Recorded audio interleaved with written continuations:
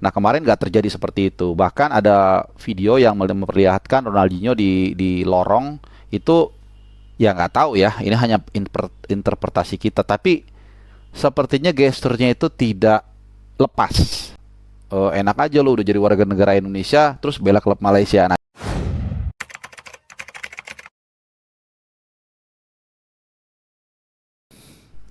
halo, salam sehat, selamat hari Rabu. Ini gue rekam jam 17.22 waktu Indonesia Barat, hari Rabu. Jadi menurut YouTube ini gua udah 45 hari ya nggak menyapa kalian. Jadi memang semakin kesini rasanya semakin apa ya, kayak nagih gitu ya. Artinya kalau udah lama nggak bikin video kayak ada yang kurang, dan mungkin mungkin juga sebagian dari kalian ada yang bertanya-tanya, mana nih channel Bung Harpa kok nggak ngeluarin video lagi. Nah jadi ngumpulin niat itu agak-agak berat juga ya, tapi memang akhirnya berhasil. Nah, kita kali ini akan banyak bahas mengenai, mungkin 95% ya, bahas mengenai sepak bola lokal. Ada dua tema utama yang mau gue bahas. Yang pertama adalah soal agak sedikit mungkin udah basi ya, mungkin ya, soal trofeo Ronaldinho, dan yang kedua soal naturalisasi, lebih spesifiknya Jody Amat ya, yang kita tahu mengundang sedikit kontroversi atau mungkin banyak ya. Jadi kalau soal video naturalisasi maupun local players, ini sebenarnya jadi tema di video gua terakhir. Ya, tapi ini membahas secara umum, dan di situ jelas gue memberikan standing point bahwa naturalisasi it's okay, dan itu sudah berlangsung sejak mungkin 60 tahun 70 tahun 60 tahun terakhir ya.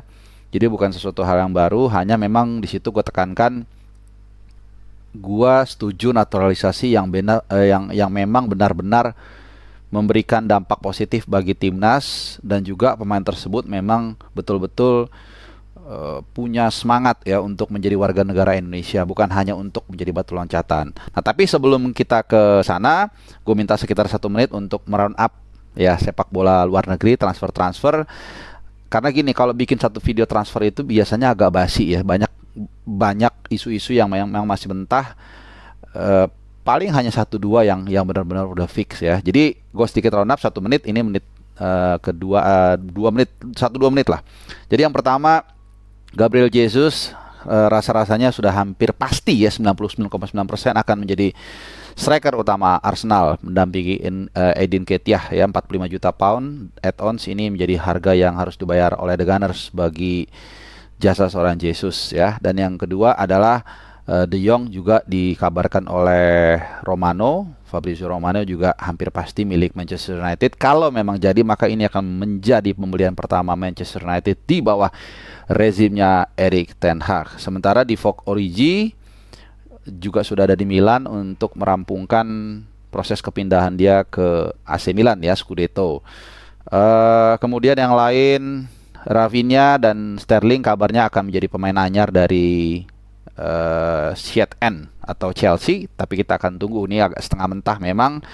Dan Botman akhirnya memilih Newcastle dibandingkan AC Milan ya. Kira-kira itu round up untuk di luar negeri atau Eropa. Jadi kita akan kembali ke dalam negeri. Nah, seperti yang gue ceritakan di awal, kita akan membahas trofeo Ronaldinho.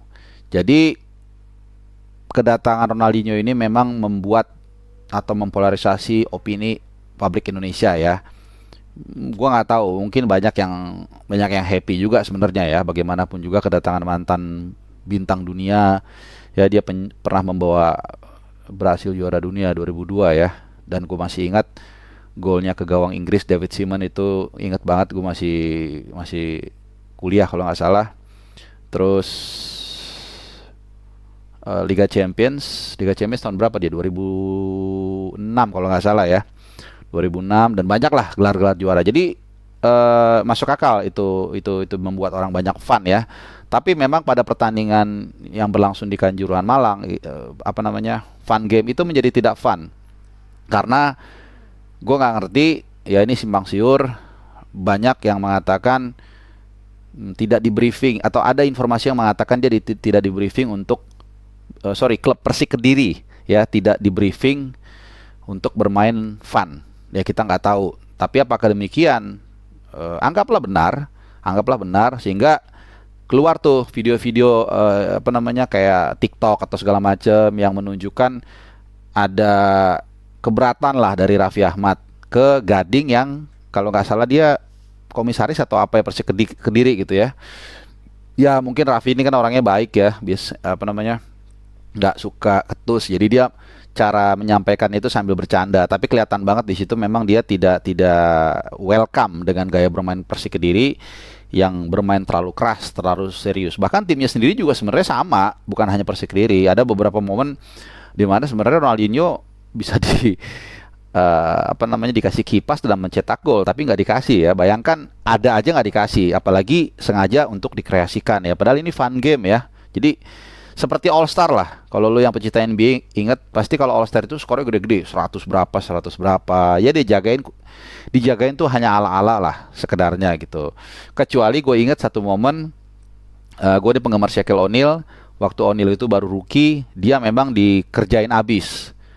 Sampai cuma 8 poin kalau nggak salah, waktu itu dia rookie tapi dianggap waktu itu agak sedikit tengil ya menurut senior-senior Jordan dan kawan-kawan, dan dikerjain dan akhirnya memang dikasarin gitu, dikerasin sih bukan dikasarin. Tapi ya itu dia, di luar itu sebenarnya fun game ya, kayak Super Bowl segala macem itu, sorry bukan Super Bowl ya, All Star.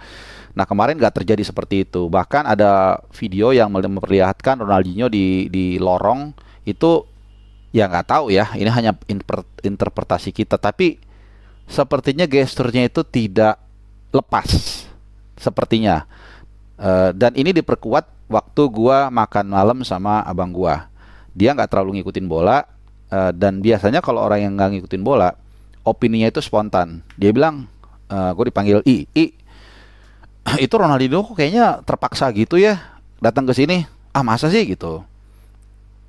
Iya kayaknya nggak happy atau apa gitu. Dia dibayar kan? Oh dibayar dong, gue bilang gitu kan. Nah setelah gue ingat-ingat lagi dan gue lihat lagi, emang benar, termasuk foto dia yang di lorong itu, dan masuk akal ya. Maka malah ada footage di ruang locker room itu, Raffi masuk ngomong sama Rahmat Darmawan dan sama teman-teman yang lain itu kayak jangan main terlalu keras dong, itu Ronaldinho sampai takut cedera bla bla bla gitu. Dan ya itu tadi, dan harus diingat ya Ronaldinho itu kan terbang mungkin dari Brazil atau dari mana ya, dari Brazil kalau nggak salah. Itu tuh kalau kita lihat globe itu atau peta dunia itu punggung-punggungan jauh, itu terbangnya itu 20 jam lebih total, sama transitnya mungkin 25 sampai 30 bahkan. Jadi tentu dia capek, dan dia baru main maaf, dia baru main semacam fun game juga di Brasil. Jadi hanya berselang seminggu, dan ingat umurnya itu bukan Ronaldinho waktu dia masih di Barcelona ya yang yang dapat tepukan di Estadio Bernabeu. Dia sudah 41 atau 42 umurnya, jadi tentu nggak semudah dulu lagi. Jadi ini yang menjadi mungkin disayangkan lah. Dan juga gue sempat melihat wawancara dari seorang pemain belakang dari Persik Kediri ya. Gue nggak usah sebut namanya, inisialnya aja ya, Arthur Irawan. Ini di akhir pertandingan itu malah membold ya, mengamplifikasi atau malah membenarkan apa namanya permainan mereka. Kalau dia sedikit sensitif, anggaplah setelah pertandingan kan itu kan udah mulai kedengeran lah suara-suara yang tidak puas ya dengan permainan tersebut. Mungkin dia bisa klarifikasi di situ ya. Let's say ya kami terbawa suasana kami karena ada Ronaldinho, tapi memang sebenarnya nggak seperti itu. Mungkin akan lebih nice ya. Tapi ini malah dia ibaratnya udah ada percikan api malah disiram minyak gitu. Malah dia bilang ya ini kami memang harus menang. Ya kalau kompetitif game oke. Ini kan hanya fun game gitu loh, mendatangkan bintang dunia yang lebih ke arah untuk hype-nya aja lah gitu. Ya malah gue dengar terakhir kalau benar ya, itu kemenangan di trofi Ronaldinho itu dirayakan pawai atau apa. Ini lebih gila lagi sih menurut gue. Jadi sekali lagi trofi-trofian seperti ini, piala pramusim, piala presiden ini bukannya salah ya, cuman semangat itu yang harus dirubah mungkin. Ya piala presiden sendiri Ciro kalau nggak salah patah tangan ya, dan bahkan ada 2 bobotoh yang meninggal. Ini hanya turnamen seperti Piala Presiden. Jadi come on lah, sepak bola itu ya bagian dari hidup kita, tapi nggak usah terlalu berlebihan gitu ya. Jadi tetap ada batas-batas manusiawi lah. Nah, yang terakhir soal Jody Amat ya, ini memang sempat ramai beberapa beberapa hari terakhir, karena dia setelah jadi warga negara Indonesia ya kalau nggak salah ya, atau eh, menuju ya, atau menuju, udah jadi warga negara Indonesia. Kemudian dia pindah ke Johor Darul Taksim, ini klub dari Malaysia. Terus kemudian ini yang memantik netizen Indonesia ini berang ya, atau mungkin gondok ya, bahasa paling paling pas ya. Jadi gondok karena enak aja lo udah jadi warga negara Indonesia terus bela klub Malaysia. Nah, di sini memang wilayahnya abu-abu. Kalau kita bicara letter luck, kita bicara naif, sebenarnya sih hak dia ya mau dia bela klub manapun. Cuman gua sekali lagi, kita mengerti lah. Makanya di video gue sebelumnya gue mengatakan gue setuju naturalisasi, cuman harus benar-benar dilihat. Ya memang harus ada mekanisme yang jelas ya untuk menilai ini seorang motivasinya benar nggak untuk memperkuat timnas Indonesia, benar nggak dia benar-benar ingin memberikan kepada merah putih. Let's say kalau gue berikan contoh mungkin ya, seperti Christian Gonzalez, sudah berapa kali gue ulas, ini pemain yang sangat luar biasa. Ayahnya lagi meninggal, dia nggak datang ke sana demi untuk bisa memenuhi syarat tinggal 5 tahun berturut-turut di Indonesia untuk dapat paspor WNI, berapa mungkin 10 tahun lalu lah ya, atau lebih. Kemudian juga Lili Pali, karena memang benar-benar dia ya localize gitu, jadi ditinggal di sini, hidup di sini, nikah dengan orang sini, benar-benar dia emang mau jadi orang Indonesia, it's okay ya. Kemudian juga Mark Locke belakangan ini yang kita lihat semakin menjadi penting di lini tengah Indonesia, it's okay ya. Di luar itu mungkin ada juga, tapi gue nggak terlalu hafal. Mungkin Irfan Bahdim ya gitu. Jadi sekali lagi, banyak juga tapi yang hanya jadi atau menjadi warga negara Indonesia hanya supaya menghindari kuota 3+1 ketika main di klub-klub kasta teratas sepak bola Indonesia. Nah, walau alam kita nggak tahu, kita tunggu perkembangannya.